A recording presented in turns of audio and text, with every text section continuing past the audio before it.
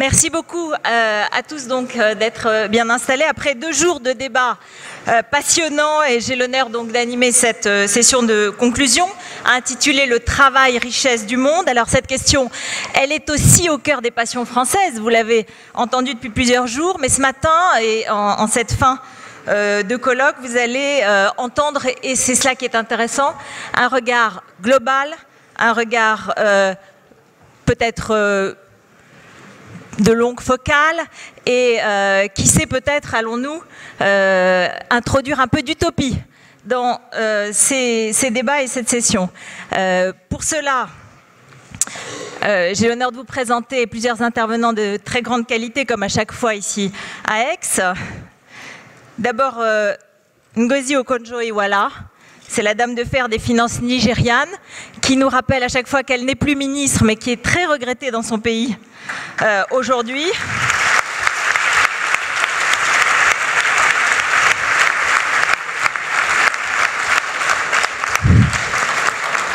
Multidiplômée d'Harvard et du MIT, elle a failli être présidente de la Banque mondiale, elle a affronté tous les lobbies, les profiteurs, les corrompus. Et juste une petite anecdote pour vous montrer un peu le caractère bien trempé de cette personnalité. Lorsqu'elle a été ministre, sa mère de 83 ans a été enlevée pour faire pression sur elle, et sa maman s'est enfuie, a réussi à fuir ses kidnappeurs. Vous imaginez ?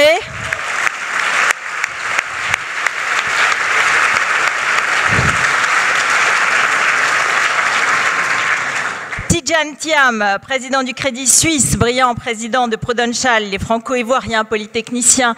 Il a une enfance au Maroc, mais aussi très proche, bien sûr, des Londoniens, dont il est un des plus célèbres courtisés par les grands de ce monde, Barack Obama, David Cameron. Il a même touché lui aussi à la politique en Côte d'Ivoire. Donc vous avez 3 ministres ce matin sur scène. Il y a des réflexes. Il y a quelques réflexes qui reviennent, et c'est un des Français que la France a regretté de laisser partir. Donc il est là, on va en profiter.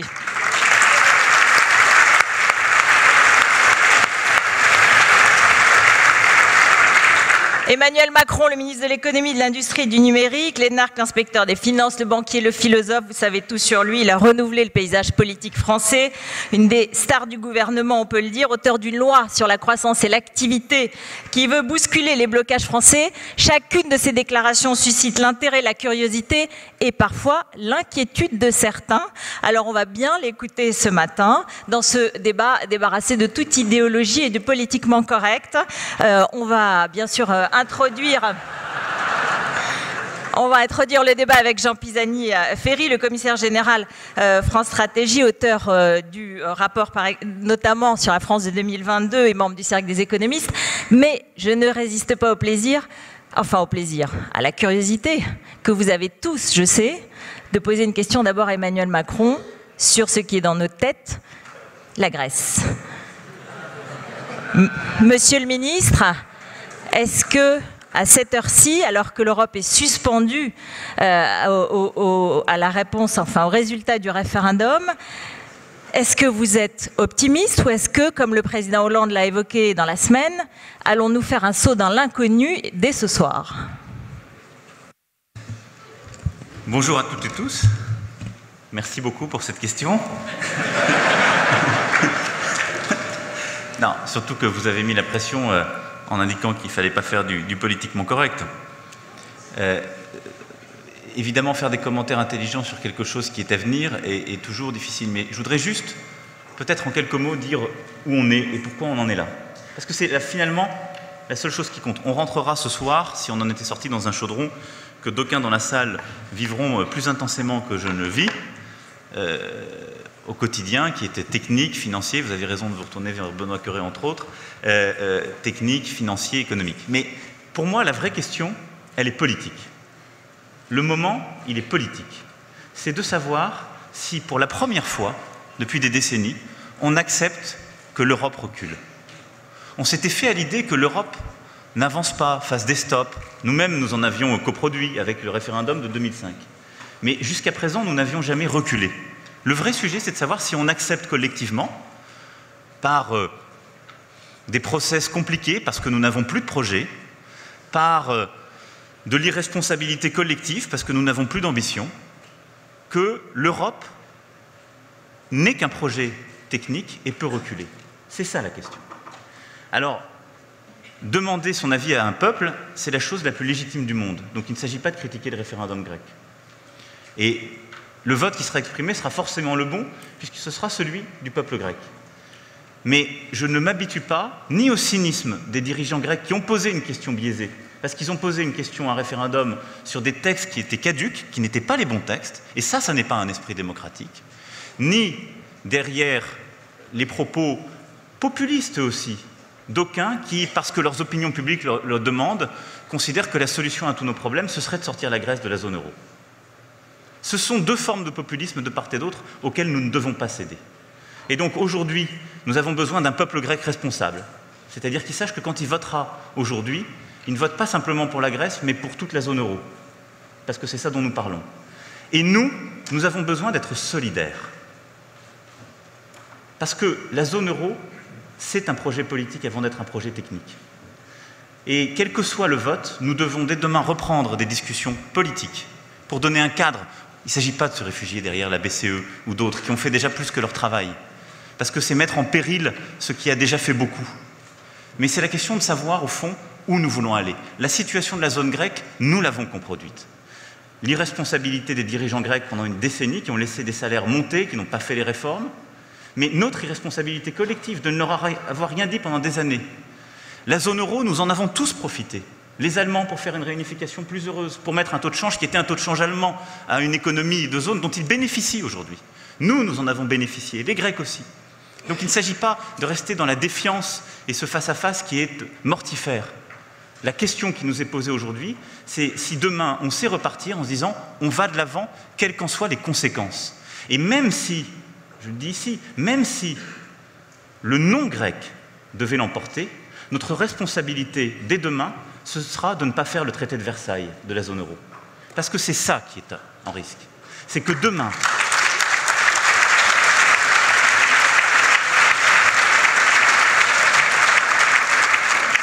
parce qu'on aura, les uns considérant qu'ils auront gagné un référendum, on peut finalement écraser un peuple. Les choses sont beaucoup plus compliquées que ça. Donc il faut être exigeant, trouver un compromis pour la Grèce qui sera sur la base des réformes, de la soutenabilité de la dette, d'une évolution de sa situation financière dans le temps. Donc nous aussi, nous devrons faire des efforts, d'un accompagnement administratif, politique.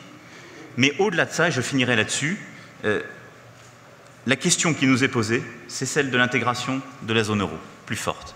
Parce que si nous en sommes arrivés là, c'est qu'on a vécu pendant 10 ans dans un malentendu politique qui a conduit à cette situation. Et donc, en même temps qu'il faut sauver la Grèce de manière responsable et donc exigeante aussi, nous devons porter ce projet politique, cette ambition politique, parce que la zone euro, sans une nouvelle ambition et une nouvelle vision, nous avons proposé une solution, elle n'est pas exclusive des autres, avec Zygmar Gabriel, ça veut dire d'autres Grèces dès demain.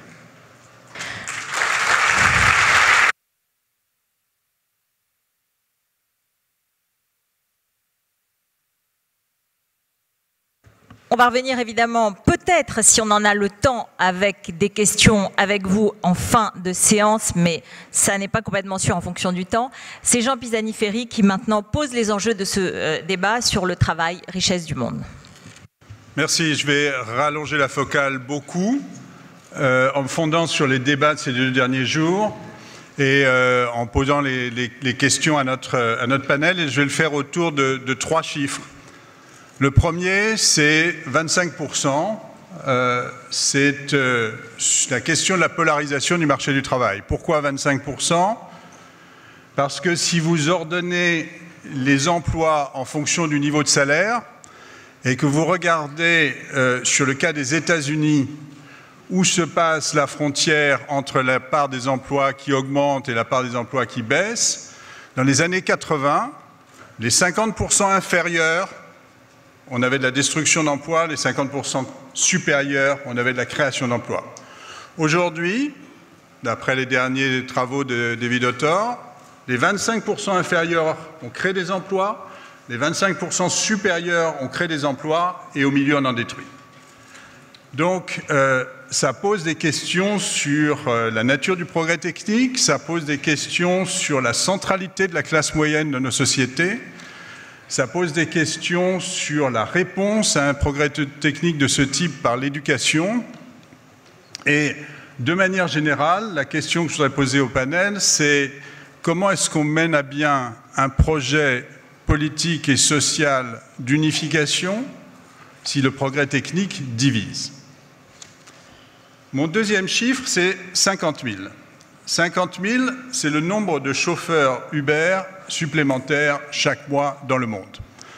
Alors, on a beaucoup parlé d'Uber et d'ubérisation au cours de ces 2 jours.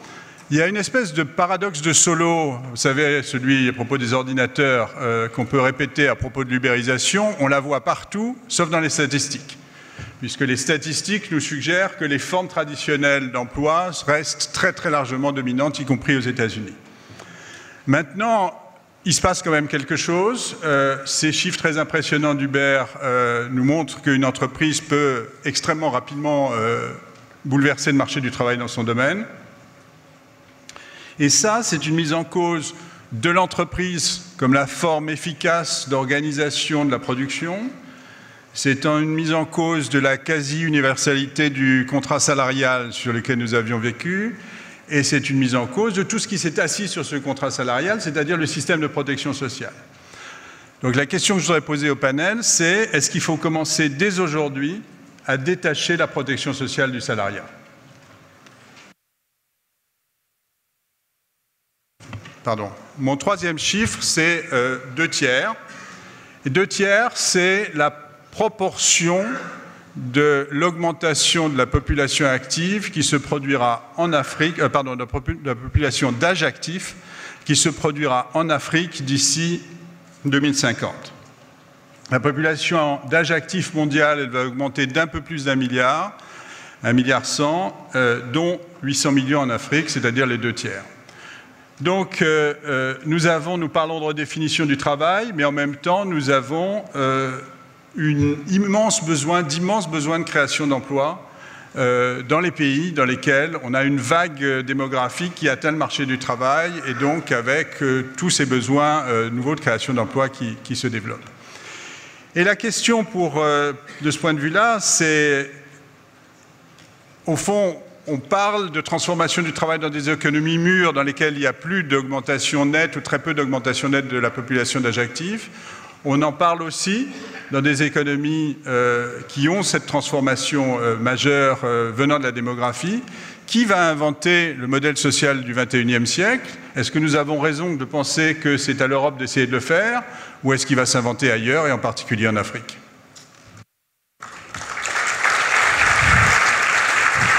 Merci beaucoup pour ces 3 questions. Et la troisième, évidemment, m'offre une transition parfaite pour poser la question à Ngozi Okonjo-Iweala. Est-ce que c'est vous, en Afrique, qui allez nous montrer en quelque sorte le prochain modèle social?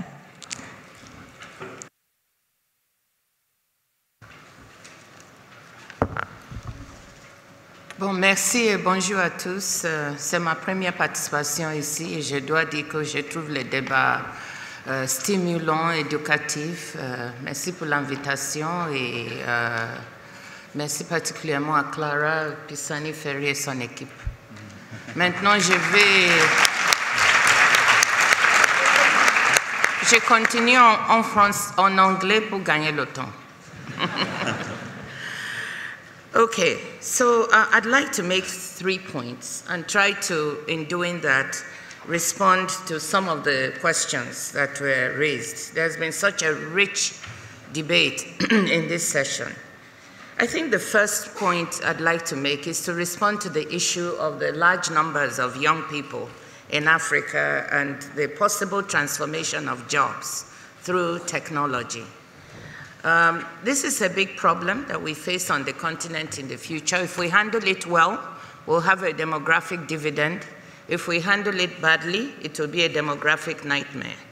So I hope we'll end up on the dividend side.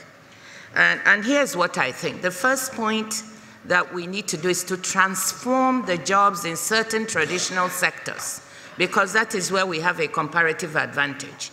In agriculture, we have enormous potential to create old and new jobs, to right across the value chain, because we are exporting all our jobs. Right now, we export raw materials from almost every African country, be it cocoa, coffee, the oil, everything. If we can transform those products and process on the continent, this will create, right along the value chain for each product, this will create many jobs. This is what African policymakers are looking at. This is what we're thinking of in my country, Nigeria. We started in the agricultural sector, and it's going very well. So that's the first point, transforming jobs. And the next thing is technology. I strongly believe that technology will help us to achieve this objective. Let me just give you one or two examples. Everybody knows about the use of the mobile phones and the mobile financial services. From Kenya to now Nigeria and many African countries, we've been able to leapfrog. And people who were not included are now getting their financial services through the phone, and it's creating a lot of opportunities.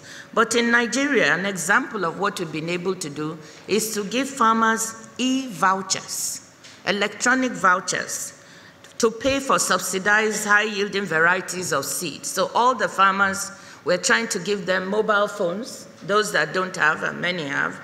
And in doing this, we can text them the voucher number. They can go to a dealer, pay directly. He will collect his money at the nearest bank. By doing this, we have cut out the middleman. We have cut out the government bureaucracy and corruption. And from 11% of farmers who used to get the high-yielding seeds and varieties under the old system, now more than 70% of farmers are getting it. And that means increase in productivity, a new way of doing business, and it's helping us to attract younger farmers to go in. That's just one example. I strongly believe in this technology revolution. So penetration on the continent now of 1.2 billion people is about 53%, or 635 million. In my country, Nigeria, we have gone from 450,000 lines in 2002 to 140 million today. And it is enabling us to do so many things in agriculture, health, education that we were not able to do before. Another thing I want to mention is e-commerce. This is a new stream on the continent. Again, using my country as an example, 38% of the people have access to the internet, but 58% of young people is estimated. And they are shopping online, they're doing everything online, and this is creating a whole new set of jobs for us. So technology is enabling us to open up new sectors, create jobs. And Uber is there, yes. There's been a lot of debate about Uberization. Uber has arrived in Nigeria, in Lagos, and they are going to Abuja and other cities. However, just in our own case, the debate is a bit different. The demand for unmet services in transportation is so high that with Uber, we do not see, there are no competitive tensions yet. They are creating new jobs, new opportunities, people who are able to drive, pick up people in their cars. So we need to be careful not to import the debate that is going on here in Europe and some other places into that context.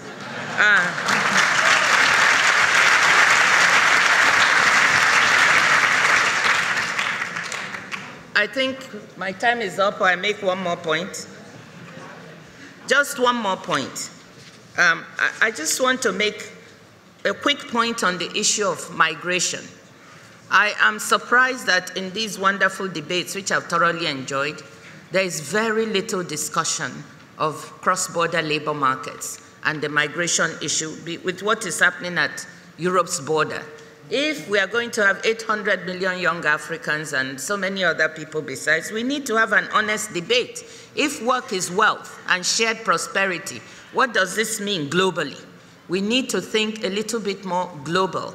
Remember one number, remittances to sub-Saharan Africa, $33 billion according to the World Bank, 22 billion for Nigeria alone. Those remittances are creating jobs, funding SMEs, helping with education. It is something that we cannot just wish away because it's part of the shared prosperity that we want to see. So I'd like us to talk talk a little bit more about this issue of migration. I know it's politically incorrect, maybe to say anything, but I think the audience here, I'm sure that you're very politically incorrect. So.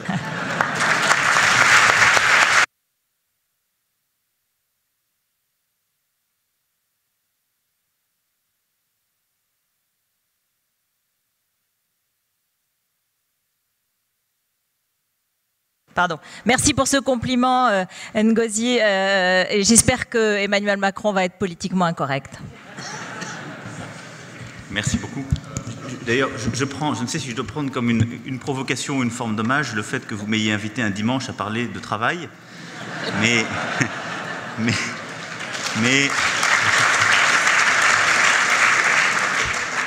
cela ne m'arrêtera pas pour autant.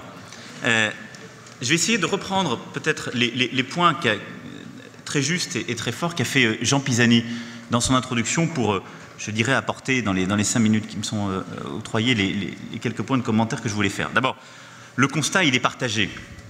Et je pense que la difficulté qu'on a, c'est qu'on a les instruments de la vieille société et de la vieille politique, qui est essentiellement de faire des lois et trouver des accords qui prennent beaucoup de temps, pour réguler un espace économico-social qui va de plus en plus vite, qui est en fait disruptif, qui accélère, qui polarise de plus en plus, je ne reviens pas sur les points que Jean a pu faire, qui fragmente et qui fait qu'en fait le salariat tel qu'il est représenté, tel que notre système est fait pour le réguler, qui est ce qu'on appelle en France le CDI, ou la fonction publique, il concerne de moins en moins de gens. Il concerne le stock, c'est 80% du stock, le CDI, mais c'est essentiellement quelque chose qui vaut pour hommes et femmes blancs qualifiés entre 30 et 50 ans.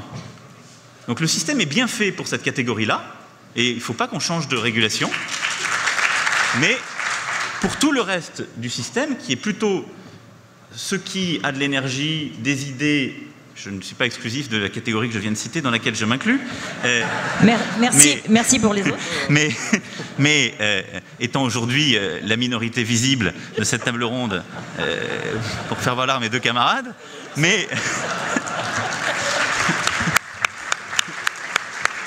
On est dans le monde global, c'est très bien. Mais je pense que, néanmoins, la question qu'on doit se poser, c'est celle-là. Alors, dans ce contexte, qu'est-ce qu'on peut faire, qu'est-ce qu'on doit faire ? Je pense qu'on est aujourd'hui en train de prendre les dernières mesures qu'on peut prendre de l'ancien monde pour changer tout ça. Donc, je ne vais pas vous dire aujourd'hui, la main sur le cœur, que ce qu'on a fait est formidable et qu'on a réglé tous les problèmes. Non, parce qu'on fonctionne encore avec ce vieux logiciel. Je pense qu'on essaie de faire le maximum de ce qu'on peut faire. Mais la question, c'est de savoir comment on peut aller plus loin et relever les défis posés par Jean. D'abord, le premier point, c'est compte tenu du décalage que je viens de dire, on voit bien que la clé, c'est de mettre en capacité les outsiders du système, ou les gens qui sont les plus fragiles. C'est ça la clé. Parce que c'est là qu'il y aura de l'innovation, de la disruption, qu'on laisse de la place. Et donc, il faut repenser notre système davantage à travers quels sont les droits réels, les vraies capacités que je crée pour les concitoyens dans le domaine du travail, plutôt que les droits formels derrière lesquels on s'était toujours établi jusqu'à aujourd'hui. Et donc, il faut ouvrir des sujets, on a commencé à le faire, comme en effet celui de la différence qui peut exister entre le CDD et le CDI. Donc la réforme des prud'hommes qu'on vient de faire, qu'on est en train de faire passer, elle a plein d'aspects irritants, on pourra y revenir dans le débat, mais elle a cet aspect-là qui est de dire un des éléments qui différencie le CDD et le CDI, c'est le coût de la rupture, l'incertitude de la rupture dans le cas du CDI. Et donc c'est formidable, le CDI c'est ce qu'on veut comme contrat unique, mais il faut reconnaître qu'on avait accumulé des droits formels autour du CDI qui font que, on le voit bien, 90% aujourd'hui des embauches ne se font plus en CDI. Qu'aujourd'hui, un jeune, même diplômé, il ne rentre plus par le CDI. On ne peut pas s'en satisfaire, c'est de la vraie inégalité. Et donc, il faut repenser le système entre droit réel, droit formel, et regarder donc les caractéristiques du CDI, les caractéristiques de la formation du salaire minimal, parce que c'est pareil, c'est formidable, on a un SMIC auquel on est tous très attachés. Les Allemands viennent de faire un bond vers nous en adoptant un salaire minimal, dont ils ont exclu les salariés peu qualifiés et les jeunes. Mais est-ce qu'on considère que c'est une cathédrale qu'on ne doit jamais toucher, ou qu'on n'a pas le droit de réfléchir, parce qu'elle tient en même temps des hommes et des femmes hors du système. Et donc, ce qui revisite le couple droit réel, droit formel, ce qui revisite l'adaptabilité, la plus grande flexibilité de notre système est clé. Deuxième point que je voulais faire, c'est l'articulation salariat-non salariat. Compte tenu même de la rigidité du CDI, notre marché du travail, on a de toute façon des voies de contournement qui sont arrivées. L'auto-entrepreneuriat, les contrats ad hoc, et donc l'ubérisation. Il y a un apport technologique formidable, mais c'est de toute façon les voies de contournement qu'utilisent les nouveaux entrants du système. Alors on a des sujets politiques, d'abord, à régler, qui ne doivent pas rester les impensés du système. C'est est-ce qu'on préfère beaucoup de chômage et un très bon système de protection pour les gens qui sont dans le système du travail, ou un système où on va accepter en effet d'avoir des jobs moins bien payés, revenir à des formes de pluriactivité, mais beaucoup moins de taux de chômage. Je n'ai pas la réponse, je ne veux pas orienter le débat par rapport à ça, mais c'est un vrai débat politique qu'il faut avoir. Il ne faut pas y répondre par des réponses techniques d'abord. Et c'est ça la clé.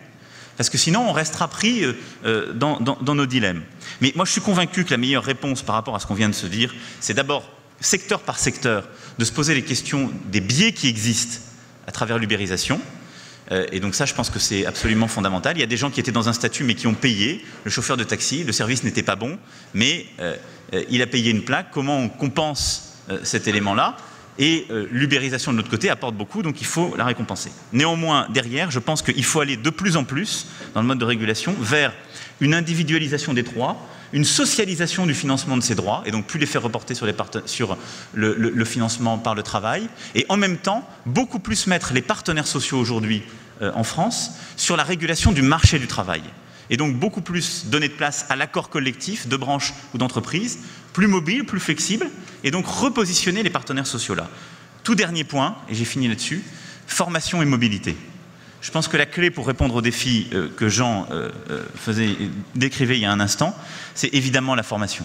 La disruption, elle rend caduque très vite des compétences qui étaient acquises. Et donc il faut qu'on repense non seulement le système de formation initiale pour donner des individus qui n'ont pas une compétence acquise pour toute éternité, mais qui vont devoir dans leur vie faire des dizaines de jobs différents, changer de secteur. Donc comment on les équipe pour ça et comment on porte la formation tout au long de la vie professionnelle. Et ça, c'est la vraie question parce qu'on ne peut pas avoir des disrupteurs qui sont des freeriders du système. Or aujourd'hui, ceux qui innovent et qui freeride, Uber n'a pas de politique de formation. C'est un vrai sujet, ça aussi, qu'il faut poser de la même façon. Et donc, si on veut rentrer dans ce système, il faut la vraie politique de formation tout au long de la vie. Et enfin, il faut avoir une vraie mobilité. Je n'irai pas sur le sujet, puis mon temps est écoulé, qu'a porté Ngozi, qui est un très vrai bon sujet, qui est celui de l'immigration. Mais nous, on a un vrai bon sujet déjà à notre porte, qui est celui de la mobilité européenne. Et je finirai par là pour faire écho à ce que je disais sur la Grèce. On a à penser la mobilité européenne, qui est le marché du travail pertinent. Et donc, il faut faire converger progressivement nos droits. Tout ce que je viens de décrire est un instrument de convergence de nos droits. Il faut créer en parallèle des éléments de solidarité, ces éléments de convergence. Et je finirai là-dessus, il y a une très belle idée qui a été portée par Notre Europe, et les deux auteurs sont dans la salle, qui est celle d'un Erasmus apprentissage européen. C'est, je crois, par ces biais-là, par ces instruments très forts, qu'on peut aller vers une plus grande mobilité et donc répondre à une partie des défis qui nous sont donnés et que Jean a rappelé.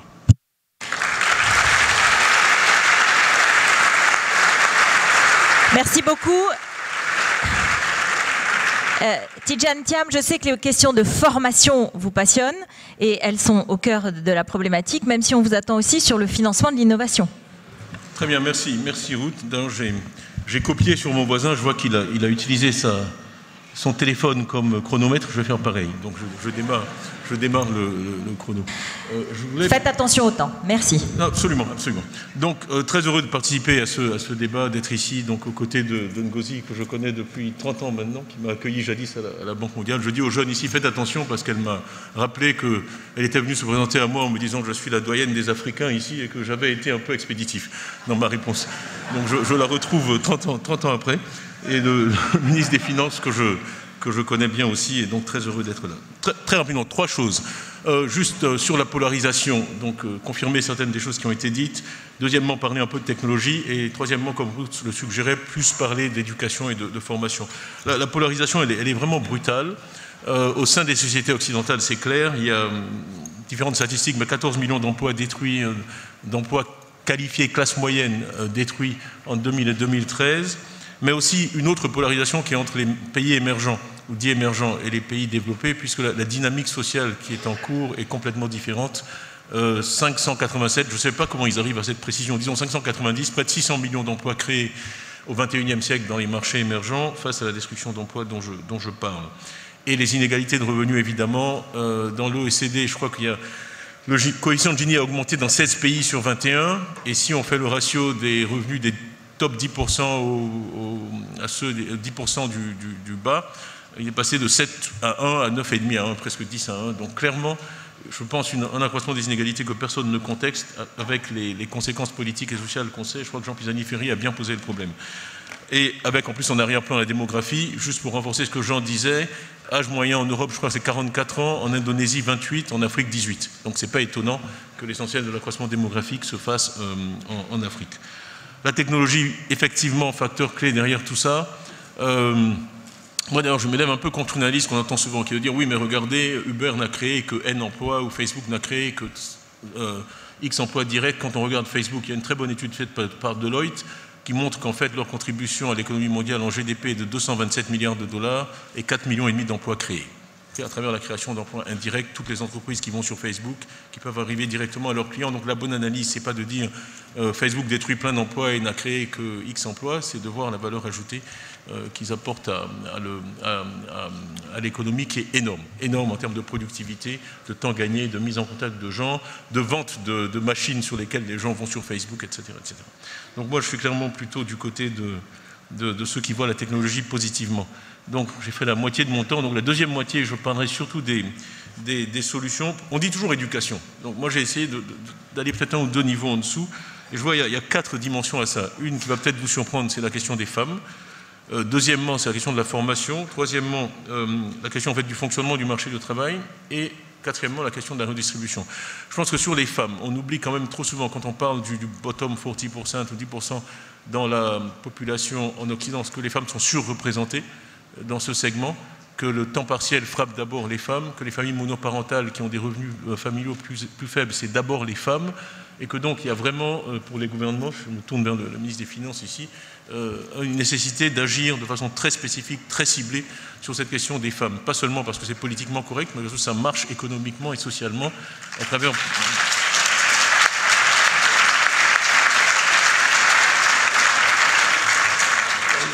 Une femme ne peut pas aller passer un entretien d'embauche. Enfin, on connaît tous les histoires terribles d'enfants à 6 h du matin parce qu'elle a un travail de nettoyage qu'elle doit aller déposer ici, reprendre ensuite, prendre un deuxième emploi. Enfin, je pourrais prolonger là-dessus. Je pense qu'on connaît tous le sujet et il est assez dramatique.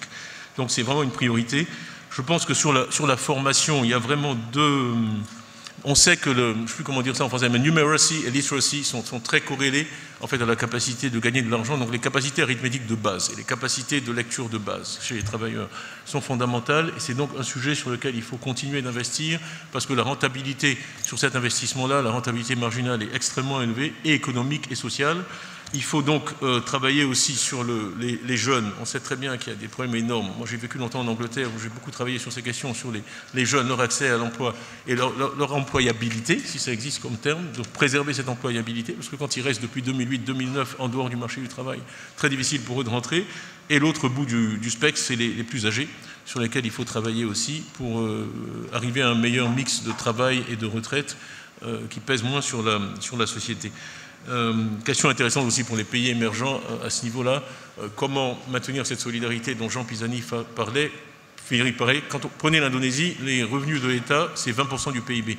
Comment vous faites pour avoir une protection sociale ou avoir des interventions efficaces quand vous n'avez que 20% du PIB? C'est aussi une question à laquelle tous ces pays sont confrontés.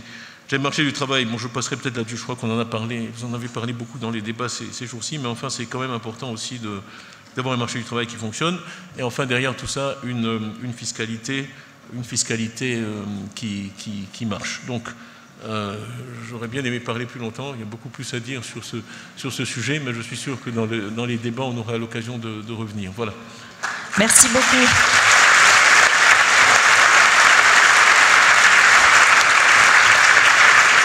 C'est comme dans les bons repas, il faut qu'on sorte en ayant un tout petit peu faim après.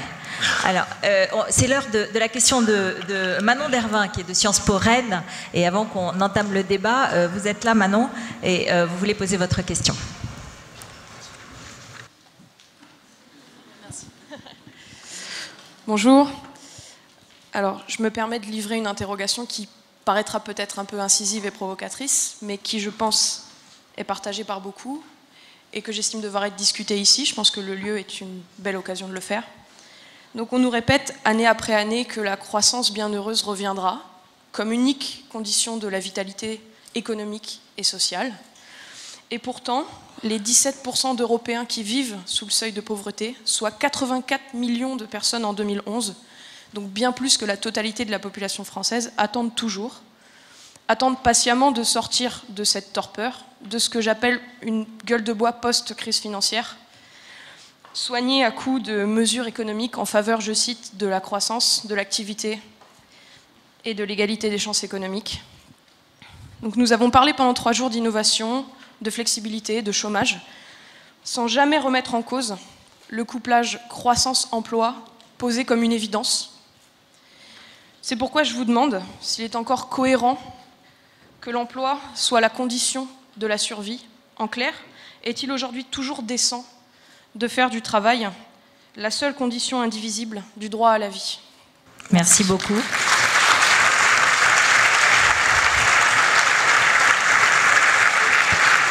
Voilà qui élargit extrêmement bien la perspective, et je vais demander peut-être à Tidjam de commencer, peut-être à Madame Okonjo Iweala de répondre. Emmanuel Macron, qui veut démarrer? Allez-y. Emmanuel Macron. Je suis celui qui est déjà le plus parlé, donc moi je serai très court. Je pense que, si je comprends bien votre question, il y a 2 éléments. D'abord, en effet, qu'il n'y ait pas d'élément de solidarité quand on n'a pas de travail est aujourd'hui inacceptable. Et beaucoup de sociétés en ont, mais encore insuffisamment. Et donc la question, c'est celle, comme on dit en anglais, des safety nets. Et comment on donne la possibilité à ceux qui n'ont pas de travail de rebondir, d'avoir quelque chose. D'abord, le minimum de survie. Votre question est sur le travail comme condition de survie. Ce n'est pas le sujet en France, par exemple, où le travail n'est pas une condition de survie sur le plan économique. Mais le point que je voulais vous faire derrière ça, c'est que le travail reste quand même une condition de survie sociale et politique aujourd'hui. Mais la question, c'est est-ce qu'on trouvera autre chose? Il y aura sans doute des formes d'activité. Le travail tel qu'il existait hier, à mon avis, non. C'est tout ce qu'on discute depuis tout à l'heure. Mais l'accès au travail, oui, parce que ça reste une forme de socialisation unique, ça reste une forme d'émancipation individuelle formidable. C'est pour ça que moi j'ai toujours revendiqué la valeur travail. Je ne vais pas faire de politique ici, mais je considère que quand on est un progressiste, on aime le travail. C'est le seul moyen. Sinon, soit on aime le travail, soit on aime la situation héritée, mais je suis un peu simpliste, mais c'est ça. Soit on aime l'otium, mais l'otium assez rapidement, donc l'oisiveté, on peut avoir des mécanismes de solidarité, c'est le cas dans nos économies, ce n'est pas le cas partout. Donc je suis convaincu qu'aujourd'hui la vraie question c'est comment on enrichit notre croissance en emploi, comment on arrive, c'est toute la discussion qu'on avait, à faire que dans nos économies, on ne soit pas obsédé par le sujet uniquement de la croissance, mais par la création d'emplois multiples et pas d'un statut unique forcément de l'emploi. Et en corrélat, comment on arrive en effet à s'assurer que partout, quand on n'a pas d'emploi, les conditions de survie ne sont pas remises en cause. Tidjane, tiens. Oui, je vais poursuivre, je suis violemment d'accord avec le ministre. Je crois, je vais vous paraître peut-être un peu conservateur et d'une autre génération, mais je crois qu'on n'a pas trouvé de substitut au travail comme moyen de développement du respect de soi en société, dans la plupart des sociétés. On est un élément valable, valorisé de la société parce qu'on contribue au bien commun, que ce soit dans un village africain qui est propriété individuelle des terres ou pas. Si on se lève le matin, on va tous au champ et chacun travaille comme il peut. Celui qui peut enlever les feuilles, enlève les feuilles, celui qui peut utiliser la tabac, utilise. Mais cette espèce de contribution, je crois qu'elle est universelle et c'est vraiment une valeur fondamentale pour moi. Après, on tombe sur des questions de modalité. Je crois que c'est ce que disait bien le ministre, c'est quelle nature de travail, quelle forme prend ce travail. On voit bien qu'il est, l'exemple des 50 000 Uber, chauffeurs d'Uber est parlant. On voit bien qu'il est de plus en plus morcelé. On voit bien qu'il est de plus en plus éclaté. Et honnêtement, je ne crois pas qu'on puisse arrêter cette évolution. Je pense que la vraie question, c'est comment on l'accompagne. Parce que je vois, même dans les... Je crois que Ngozi a donné de bons exemples sur le Nigeria. Cette technologie qui morcellise, qui fragmente le travail, elle est à l'œuvre aussi bien dans les marchés développés que dans les pays émergents.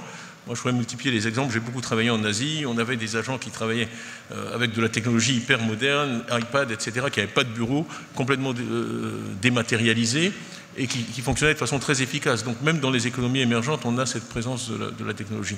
Moi, j'en reviens un peu à mon mon sujet préféré, qui est vraiment l'éducation. Je pense que la question qui est posée, elle est posée au système d'éducation. C'est comment on peut préparer des hommes et des femmes à être efficaces et à faire une contribution valable dans ce système complètement éclaté. Je crois que le système d'éducation n'a pas évolué au même rythme que la technologie et que le monde du travail, et que vraiment il y a une adaptation douloureuse là, et qu'on vit un peu une espèce d'hystérésis où le système éducatif continue à produire des gens qui ne sont simplement pas adaptés pour ce nouveau monde qui est très, très morcelé et très fragmenté. Donc, question intéressante, je crois que l'accueil de la salle a bien montré que vous avez eu raison d'avoir le courage de la poser. Une réponse un peu traditionnelle, je suis désolé.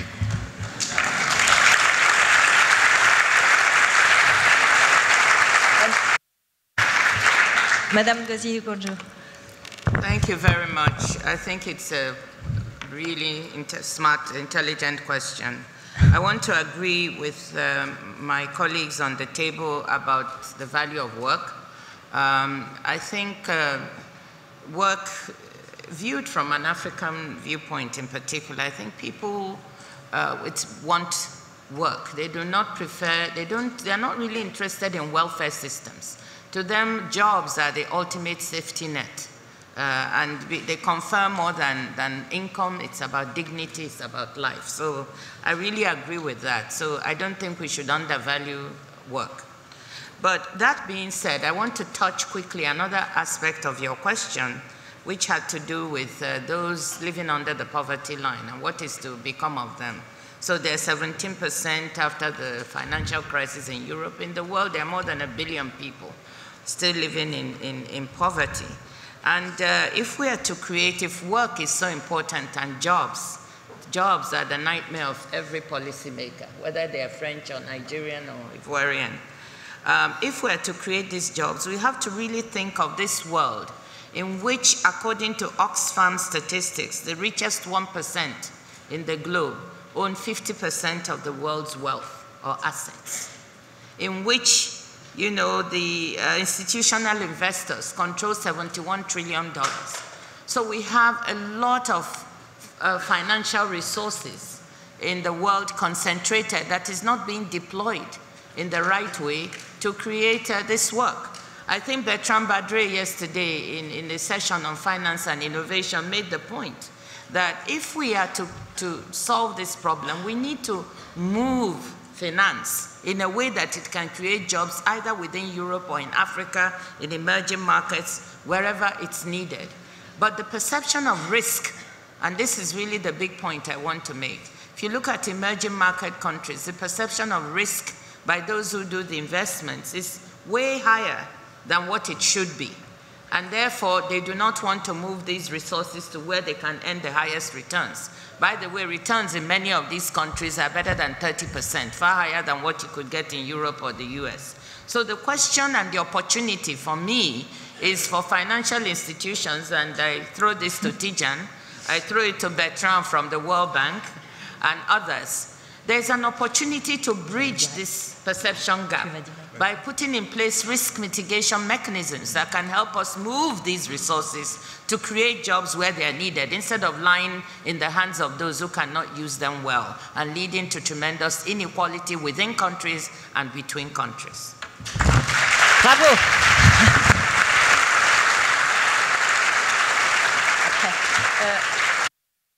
Jean Pisani-Ferry, et je donnerai la parole à Tidjane Thiam, puis. Je voudrais ajouter un mot sur un aspect un tout petit peu différent. Je ne sais pas si au moment de la faillite de Lehman Brothers, vous étiez encore au collège ou si vous veniez d'entrer au lycée. Mais de toute façon, il est clair que depuis que vous réfléchissez à ces questions économiques, sociales, vous avez connu un monde dans lequel il y a des incantations pour la croissance qui sont sans cesse trompées. Et donc, c'est d'une certaine manière normal que vous considériez que ces appels sont des appels à quelque chose qui ne reviendra pas. Alors, je suis totalement d'accord avec vous pour dire qu'il ne faut pas indexer la valeur d'un individu, la valeur sociale d'un individu sur la performance de l'économie.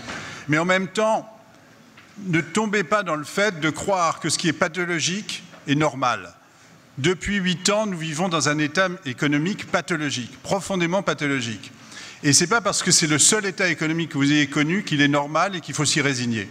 Donc je ne vous rejoins pas quand vous dites que la croissance c'est quelque chose qui a disparu et auquel nous devons complètement renoncer et que nous devons tout construire pour un monde sans croissance. Merci pour cet optimisme. Tidjane Thiam, vous avez été un peu interpellé. En fait, c'est une interpellation, je dirais, agréable, parce que c'est la principale raison pour laquelle moi je suis dans la finance. Je dis toujours, partout où j'ai été, je dis we have to do well by doing good. J'ai répété ça encore ce week-end à tous les journalistes qui sont venus m'interviewer en tant que banquier. Je dis on peut combiner l'utilité sociale et la rentabilité financière. Tout ce que j'ai fait quand j'étais chez Prudential, c'est réorienter le capital de l'entreprise vers des marchés où le retour sur investissement est très élevé et qui sont principalement les marchés émergents. Et c'est un win-win-win. Moi, une des choses dont je suis le plus fier, je l'ai dit à David Cameron quand je suis allé le voir pour dire au revoir, c'est que Prudential est passé peut-être du 12e contribuable britannique au 5e. Et c'est ça mon argument de fond. C'est qu'on a une opportunité extraordinaire, et je salue encore Bertrand qui fait un travail extraordinaire à la Banque mondiale là-dessus, de faire quelque chose qui est un win-win-win. Okay, le win-win-win, c'est que c'est un win pour les économies émergentes, où on fait des infrastructures, où on fait des investissements qui sauvent des vies, qui créent des emplois, qui créent de la richesse, qui aussi permettent à ces États-là de se développer en ayant des ressources. C'est un win pour les pays d'où émanent les entreprises qui font ça, que ce soit Prudential, Crédit Suisse, Nestlé, parce qu'on paye des impôts. Je dirais Prudential, 5e contribuable britannique. Moi, j'étais très fier de ça, grâce aux profits générés. Et je disais toujours, ça paye beaucoup de salaires d'infirmières, d'instituteurs. C'est une vraie contribution sociale. Et je dirais, enfin, le win, c'est que, on a parlé de démographie tout à l'heure. Si l'Occident je parle moins bien français que je dis, c'est à force de parler anglais, doesn't tap into this. Si l'Occident n'exploite pas ces potentiels cachés, en fait, inexploités aujourd'hui, il n'y a pas de réponse à la bombe démographique, la bombe à retardement démographique. Il n'y a pas de réponse au problème des retraites au sein des économies occidentales. La réponse est nécessairement en dehors de ces économies-là, là où il y a des gisements de productivité énormes. Et ça, c'est le 3e win. Donc, on est vraiment face à une opportunité, je dirais, historique. Moi, je travaille beaucoup avec Bertrand, avec Ngozi, avec d'autres, pour essayer de porter ce discours, de porter cette parole. Mais c'est vraiment de dire... Quand j'entends un certain pessimisme occidental, de dire mais levez la tête, ne regardez plus vers votre nombril, regardez vers l'horizon, regardez vers les parties du monde où vraiment, qui n'a pas construit une route en Afrique ne sait pas ce que c'est que la productivité économique. Okay, moi j'ai construit des routes dans des endroits où il n'y avait rien, je suis revenu 3 ans après, il y avait des champs, il y avait des villages, il y avait des écoles, il y avait des boutiques, il y avait du monde. Donc les opportunités de créer de la richesse, je suis désolé de parler longtemps sur ce sujet, mais ça touche des milliards de vies. Les opportunités de faire des choses qui ne sont pas du social, bête et méchant, mais qui sont vraiment de la vraie création de richesse économique, qui donnent de la dignité à ceux qui en profitent et qui emploient des ressources qui sont aujourd'hui placées à 20 points de base parce qu'on est en quantitative easing et qu'il y a de rentabilité nulle part, c'est une vraie opportunité historique. Merci beaucoup.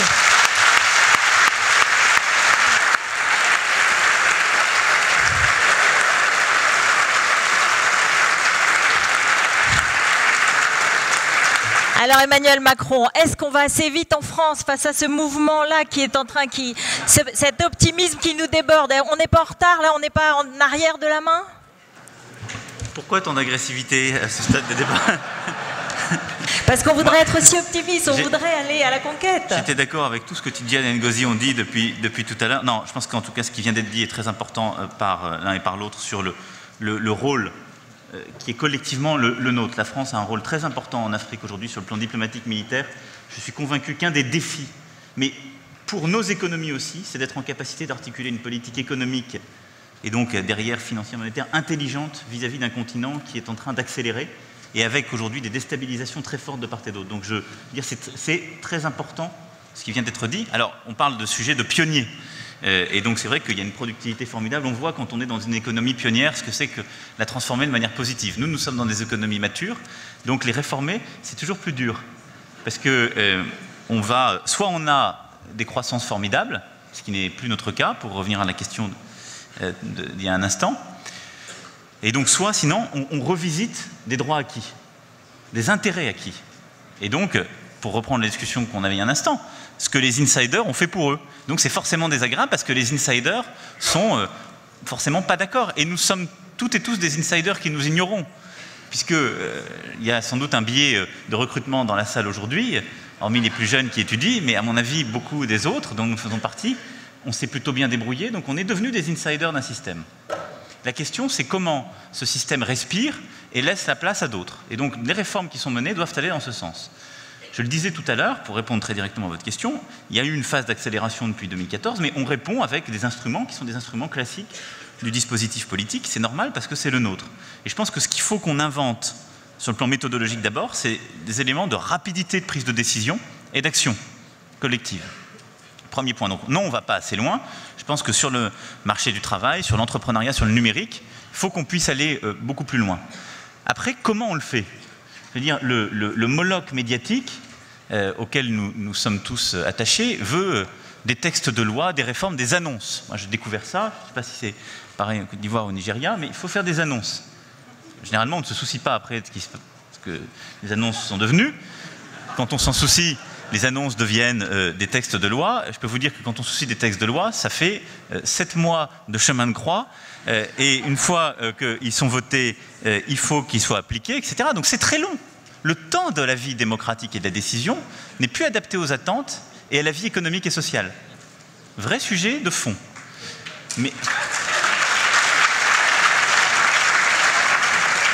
Mais au-delà de ça, ce dont on a besoin, je vais vous dire, c'est de moins d'annonces et de recréer du consensus économique et social. Parce que dans notre pays, dans la France, je peux vous dire, on va faire des réformes super. D'aucuns l'ont fait avant nous. Peut-être, il y a eu des gens qui disaient beaucoup plus fort qu'il fallait faire des réformes. Ils ne les faisaient pas, sinon on n'en serait pas là. Nous, on n'ose pas trop le dire, donc on avance à tâtons, mais on les fait. Pas de chance, ça marche pas tout de suite, parce qu'il y a un temps en plus démocratique. Et donc la réforme, je veux bien qu'on l'en appelle toujours de ses voeux, il en est des réformes comme des économies. Tout le monde les veut. Quand on commence à les faire, celui ou celle qui est touché commence à dire allez voir la réforme ailleurs. Hein. La réforme, pas chez moi. Moi, j'ai vécu ça sur certaines catégories socio-professionnelles. Premier point. Mais après, il faut avoir la politique qui permet aux réformistes de survivre. Parce que la vraie réforme ne produit pas de résultats immédiats. L'idée qu'on a de la réforme française, elle a 2 caractéristiques. Dans le monde médiatico-politico et business d'ailleurs. Hein. C'est 1, ça doit faire mal. Parce que pour que ça se sente, il faut qu'il y en ait qui hurlent. 2, il faut qu'il y ait des effets immédiats. Sinon, ce n'est pas une vraie réforme. Donc, elle est forcément paramétrique. Une réforme qui a des effets immédiats n'est pas structurelle. Et donc, comment on s'en est sorti? En faisant, généralement, classiquement en France, on fait une réforme qui fait mal, puis à côté de ça, une réforme conjoncturelle à coût de dépenses publiques, parce que c'est le seul truc qui a un effet rapide. La bonne réforme est une réforme structurelle, dont les effets sont généralement à 5 à 10 ans. Et d'ailleurs, on le voit, l'Allemagne d'aujourd'hui qui réussit n'est pas l'Allemagne réformée par la chancelière, pour qui j'ai beaucoup de respect. C'est l'Allemagne réformée il y a 10 ans, qui a les impacts, simplement il y a eu une forte stabilité, et elle a tenu les mesures qui avaient été prises. Et donc, aujourd'hui, ce que nous devons réussir à faire, c'est de créer en France un consensus économique et social sur les règles d'ouverture de notre économie accrue, de bénéfices attendus dans le temps des réformes que nous conduisons. Et donc, je pense, progressivement, il faut articuler cette dynamique insiders-outsiders que j'évoquais pour revoir les régulations inutiles, les réglementations, les rigidités qui existent dans nos droits ou dans nos différents secteurs. Mais ça suppose, et je le dis à cette salle qui a une responsabilité, de ne pas toujours se tourner vers les politiques. Je le suis aujourd'hui, je ne sais pas ce que ce serait demain, parce que les politiques seuls ne peuvent rien. Il faut donner une place aux jeunes qui sont dans cette salle, et ça, c'est la responsabilité de toutes les élites, qu'elles soient économiques, politiques, administratives. Tant qu'il y aura un complot des élites pour refermer, on ne s'en sortira pas.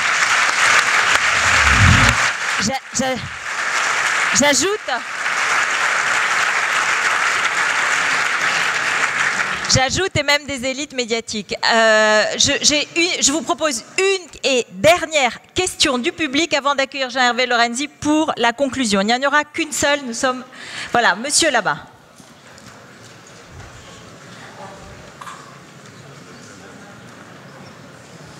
Bon. Bonjour, je m'appelle Christian Tran. Donc, j'ai participé au concours La parole aux étudiants. Donc, je vous remercie vraiment de venir avec nous pour partager et échanger. Donc, j'ai écrit un texte qui s'appelle Liberté, égalité, fraternité. Je voudrais une question, excusez-moi, hein, je suis désolée, je suis un peu rude, je voudrais une question. Que pensez-vous la diversité du capital humain favoriserait la croissance et l'innovation. Est-ce que vous partagez le même constat? Et si oui, comment faire? Merci. Et monsieur qui est derrière aussi avait une question. On va les grouper et on conclut. Voilà. Oui, bonjour. Carlos Merono. C'est une question pour M. Thiam. J'ai été très ému quand j'ai lu l'article du Monde du mois de mars concernant donc votre vie en France. La question. La question, donc vous avez discuté la France, vous avez écrit une tribune publiée à l'Institut Montaigne parce que vous étiez fatigué malgré vos diplômes et votre parcours brillant, fatigué des plafonds de verre qui vous empêchaient tout simplement parce que vous êtes noir. Et vous avez quitté la France, vous êtes un des patrons, les premiers patrons noirs du FTSE 100. Nous parlons aujourd'hui d'immigration, d'économie, de diversité de travail, des richesses. Est-ce que vous pouvez amplifier les témoignages de ces deux parts, donc pour des raisons de diversité en Angleterre, et qu'aujourd'hui vous reveniez parmi nous comme patron du Crédit Suisse, quant à l'immigration, la diversité, la compétence, le professionnalisme, le sérieux, est un atout pour la France, pas toujours reconnu. Ces plafonds de verre, je pense qu'ils doivent s'interpeller tous en France à l'heure où l'heure est grave pour la création des richesses et le partage d'une économie de croissance. Merci beaucoup. Merci. Diversité du capital humain et l'itinéraire de Tidjane Thiam comme un exemple qu'en France, on n'a pas bien reconnu. Très vite. Je vous remercie. Je suis vraiment content de pouvoir au moins clarifier une chose. Je l'ai dit à la télévision suisse ce week-end. On a beaucoup parlé du fait que je suis allé chez McKinsey en sortant d'école, mais les gens qui m'ont embauché chez McKinsey étaient des Français. Ça, je tiens vraiment beaucoup à le dire. Il y en a un dans la salle. Parce qu'il y a une confusion totale. Ce n'étaient pas des Américains, c'était bien des Français, nés en France, formés en France. Donc mon propos n'a jamais été un propos contre la France ou contre les Français. Je dois toute ma vie, ma carrière, ma formation au génie français. Donc je n'ai pas de sujet là-dessus. Ce que peut-être j'ai dénoncé à un certain moment, c'est certains modes de fonctionnement, parce que je dirais peut-être que, sans modestie, tous les Français ne sont pas aussi éclairés que ceux qui m'ont embauché chez McKinsey. Il y en a beaucoup qui... Il